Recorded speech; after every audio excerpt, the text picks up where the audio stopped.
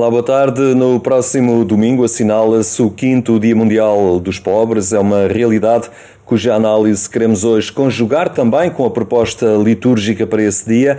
Para nos auxiliar neste itinerário está connosco Eugénio Fonseca, que é o presidente da Confederação Portuguesa do Voluntariado e também o autor do livro Jesus Representa Todos os Pobres. Boa tarde, obrigado por estar uma vez mais aqui connosco no programa Eclésia. É um prazer. Estamos, na verdade, neste dia, nas vésperas do 5º Dia Mundial do Pobre. Curiosamente, esta tarde o Papa Francisco desloca-se a Assis também para um dos seus encontros com estas pessoas mais fragilizadas. E é uma mensagem que ele escreve e que nos diz, pega nesse excerto do Evangelho de Marcos: sempre tereis pobres entre vós. Mas é uma interpelação também para nós neste dia e na proximidade deste 33º domingo do tempo comum, também olhar estes mais frágeis que não podemos esquecer. É verdade.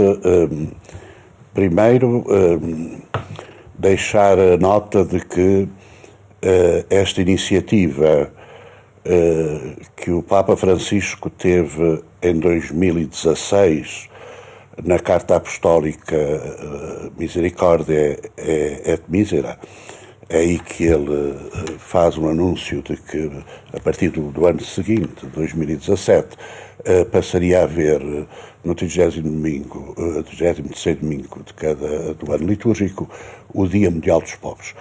Nós, a 17 de outubro, temos o Dia Mundial para a Erradicação da Pobreza e do Sem-Abrigo. Estamos a falar de coisas diferentes. Não é mais uma coisa, é complementar. No Dia Mundial para a Erradicação da Pobreza, o que está em causa é o apelo, a sensibilização para aqueles que têm responsabilidades mais diretas, maiores, na erradicação da pobreza, pensar em políticas que cheguem a atingir esse objetivo. Este dia tem outro significado e até um significado que não deixa de ser tão exigente como o outro. Porque o Papa aqui o que nos pede é que neste dia, e a gente pergunta, mas só neste dia? Não. É neste dia para criarmos sinergias para que isso depois passe a ser uma atitude permanente no seio das comunidades cristãs. É que o Dia Mundial dos Pobres é o dia que o Papa pede às comunidades cristãs, porque o dia é mais dedicado às paróquias, o Papa faz apelo direto às paróquias para se encontrarem com os pobres. É que os pobres todas as semanas vão às nossas paróquias buscar o cesto de alimentos, buscar a roupa que precisam. Mas depois os pobres já não entram mais na igreja. E até este processo que estamos agora a iniciar deve incluir esta questão. Os pobres fazerem parte das nossas comunidades. E por isso ele tem tido gestos, como vai ter este ano em Assis, já teve noutros lugares, de tomar uma refeição com os pobres. As paróquias também podem fazer isso e muitas irão fazer iniciativas neste campo. O Papa, na sua mensagem, diz que os pobres é que nos evangelizam, têm muito para nos ensinar, são grandes evangelizadores. É preciso fazer esta descoberta. Tantas vezes estamos sempre naquela atitude de temos muito para lhes dar a eles, não é? O cesto da comida, a roupa, abrimos a porta da igreja para isso, mas nunca na outra perspectiva. O que é que temos a receber deles? Eu sou um bocadinho mais... estendo um bocadinho mais a minha opinião no livro que referiu. Tenho um capítulo só. Os pobres também evangelizam. E olha, os pobres evangelizaram. Porque me fizeram descobrir a essência da fé que eu professava, que muitas vezes estava mais vinculada ao culto do que à prática do testemunho do ser cristão. E, portanto, foi a vida concreta dos pobres. E eu venho de uma família pobre. Para aquele tempo seria uma família mais remediada que pobre. Hoje seria uma família pobre. Mas eu não tinha esse sentido da pobreza. Eu até não tinha um grande apreço pelos pobres, apesar de viver a situação. Foi depois de estar em contacto com muitas situações de vida e com muitos testemunhos de gratidão, de capacidade de aceitar com resignação mesmo. Não é? Toda esta atitude da simplicidade e outro aspecto que me ajudou a evangelizar é que foi quando descobri os pobres e a importância que os pobres tinham no meu próprio crescimento humano, foi também quando adquiri e assumi o conceito da dignidade humana. Isto é, de alguma forma, uma confissão que nos está aqui a fazer e que está no seu livro. Jesus representa todos os pobres.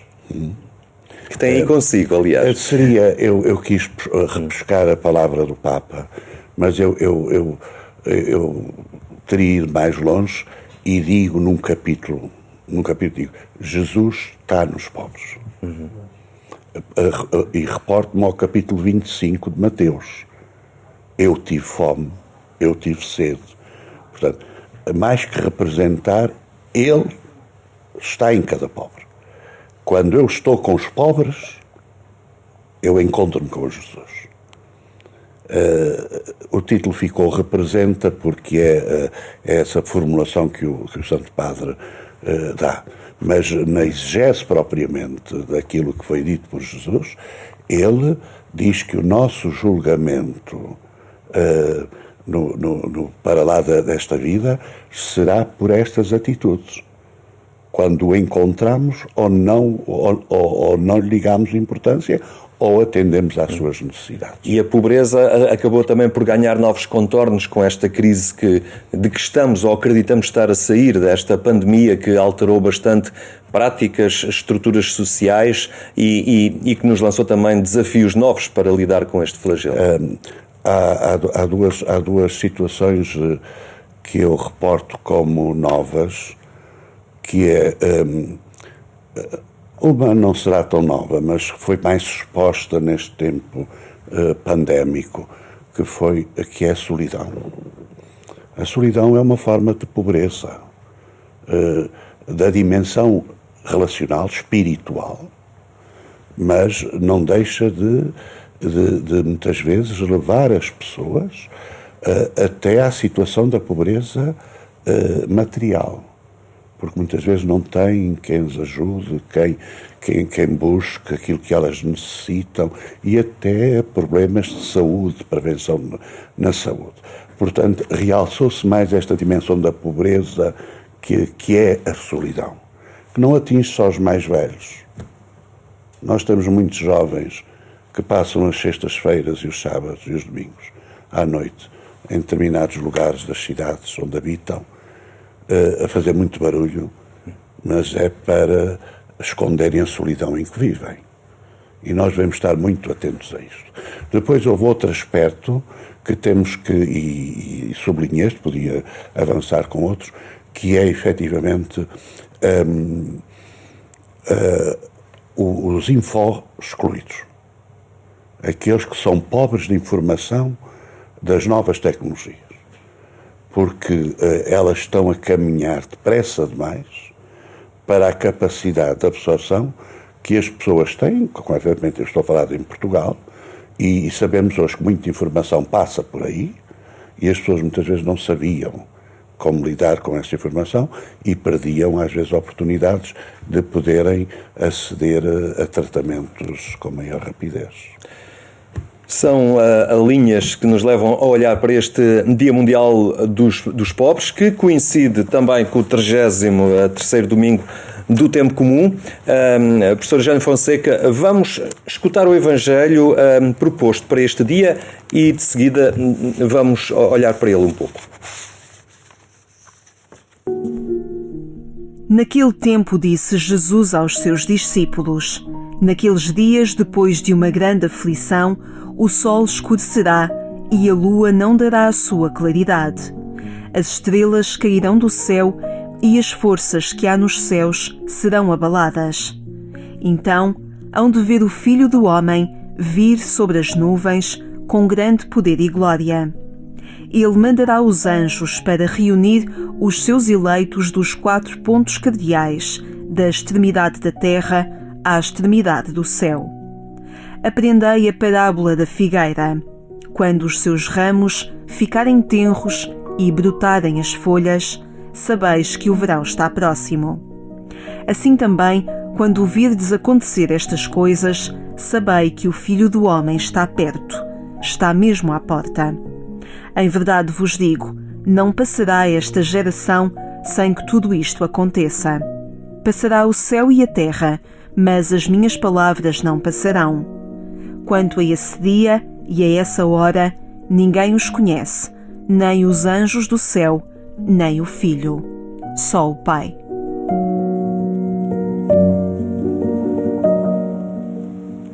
Esta passagem do Evangelho de Marcos traz-nos uma tónica de esperança, de perspectiva de futuro e de certeza, não é?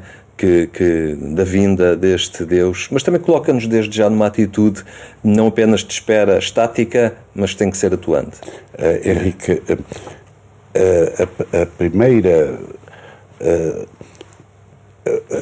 o primeiro olhar que nós temos para esta leitura é de algum temor.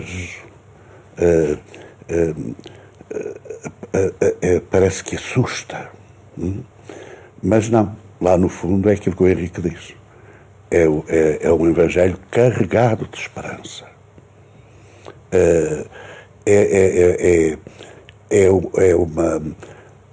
É uma afirmação de como devemos estar constantemente atentos aos sinais dos tempos, e quando se refere que acontecerão determinados fenómenos, etc. É este apelo, já hoje, a estarmos atentos aos sinais dos tempos. Porque é na medida em que formos sintonizando com aquilo que acontece no mundo e perante o qual Deus não está indiferente, tudo o que é humano diz respeito à Igreja, e àqueles que têm fé, diz o Concílio. Portanto, é esta a esperança, a tal esperança ativa, não é agora ficarmos à espera e irmos de vez em quando fazendo, mas acontecer algumas coisas para a salvação eterna. Não, é irmos já estando atentos aos sinais, porque não sabemos quando esse dia vai. E portanto, este não saber não é manter um segredo para nos deixar muito preocupados e numa expectativa muito sofredora. Não, é porque cada dia tem o seu dia. E nós aquilo que temos que fazer, devemos fazer nesse dia ou no projeto que nos é apontado. Por outro lado, eu ao ler esta passagem de Marcos, eu fiz sintonia com aquilo que a Igreja, que é o grande acontecimento atual da Igreja, que é este processo sinodal. Exato. Fiz logo sintonia, não tanto ao processo sinodal, porque nós vamos fazer esta caminhada para termos uma Igreja sinodal. Não é terminando todo o caminho sinodal que depois... não. O que nós queremos é uma Igreja onde todos caminham juntos. E aqui nós temos uma frase de Jesus que aponta para esse caminhar juntos. Ele mandará os anjos para reunir os seus eleitos dos 4 pontos cardeais, do extremo da terra ao extremo do céu. O que é que quer dizer isto? Quer dizer, caminhar juntos na diversidade. São os 4 pontos cardeais. E, portanto, que permitirão unir o céu à terra. Essa é a missão do crente. Isso é ser religioso. É religar. Ter uma religião é religar. E religar o quê? Religar o céu com a terra. E vice-versa. Porque quanto mais humanizarmos este mundo, mais próximos do céu estaremos. E esta dimensão sinodal passou-me logo aqui para esta expressão, para este aviso que Marcos nos deixa no seu Evangelho. É um bocadinho também na mesma linha da profecia de Daniel, que marca a primeira leitura, que também anuncia aos crentes perseguidos e desanimados a chegada iminente de uma ação libertadora de Deus. Acaba por ser também esta tónica de esperança que encontramos nesta primeira leitura. Só um apontamento ainda sobre o Evangelho, que para mim é fundamental, que para o tempo atual, é que os valores fundamentais não pode ser muito grande a turbulência no mundo, mas os valores fundamentais podem ficar esquecidos, relegados, mas eles estão lá. As minhas palavras não vão te passar. Portanto, e essas palavras são as palavras dos grandes valores humanos essenciais. Gostava, ainda ao profeta Daniel, é mais uma vez uma afirmação da esperança. Portanto, o próximo domingo é o domingo em que podemos cantar a esperança, porque a salvação virá para o teu povo, para todos os que estiverem inscritos no livro de Deus. Portanto, esta é uma garantia. Podes passar tormentas, mas olha sempre com esperança, porque a salvação está ao teu alcance. E quem é que está inscrito no livro de Deus? Não é aquele número apocalíptico. São todos. Todos estamos inscritos no livro de Deus. E esse livro é feito com páginas daquilo que Deus é na sua essência, que é o amor. E então estão todos, mas também nos está garantido que preferencialmente estão os mais débeis. É a profecia de Daniel da primeira leitura. Na segunda leitura já não há tanto esta perspectiva de ficar à espera, como vimos no Antigo Testamento, mas aqui já conhecemos a figura que nos salva, não é? E como tal, o desafio é identificar-nos com ela e não estarmos sossegados no nosso canto, mas desinquietarmos-nos também pelo outro, por aquele que sofre. No fim, o que é dito aos Hebreus é que a esperança aconteceu. A esperança está garantida pela ressurreição de Jesus. Por Cristo caminhar agora conosco. Portanto, mais uma vez, podem ser muito sofredoras as situações que possamos viver, mas temos a garantia que o ressuscitado nos acompanha. Portanto, e São Paulo, esta segunda leitura da Epístola aos Hebreus fala-nos precisamente desta perspectiva de atitude de crente e de esperança que deve marcar o crente. Mas sempre também procurando a perfeição. A perfeição, quer dizer, procurando sintonizar com aquilo que é a construção do bem pessoal e do bem para com os outros. Já não temos muito tempo, mas ainda na questão sinodal que referi há pouco, da caminhada sinodal, é esta a oportunidade também para as comunidades, e é certamente se repensarem, e repensarem que lugar é que os pobres terão que ter dentro delas também, não apenas o pobre que chega junto à porta da igreja, mas se calhar o pobre que passa a entrar para dentro da igreja. E deveríamos ouvir os pobres.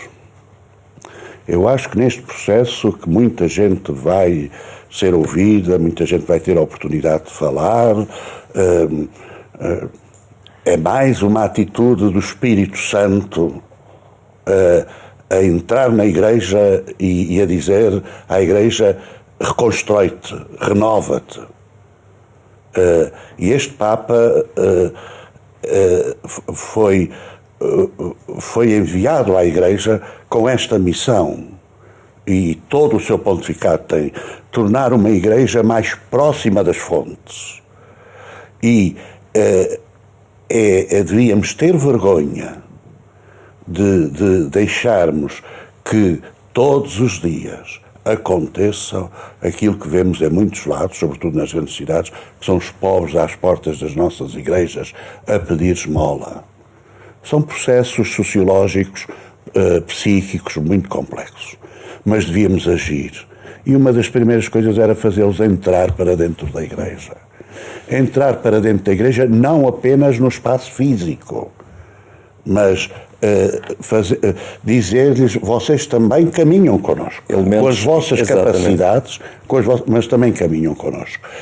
Quando chegarmos aí, então caminhamos mesmo todos juntos. Elementos integrantes da vida paroquial e comunitária das nossas comunidades. Muito obrigado, professor Eugénio, por nos ter ajudado a olhar este desafio do Dia Mundial dos Pobres, também a proposta da liturgia para este dia. Muito obrigado. Obrigado eu. Lembro ainda que mais logo, pelas 22h45, pode acompanhar na Antena 1 a edição rádio do programa Eclésia. Obrigado por ter estado connosco. Tenha então uma muito boa tarde. Tenha também um bom fim de semana.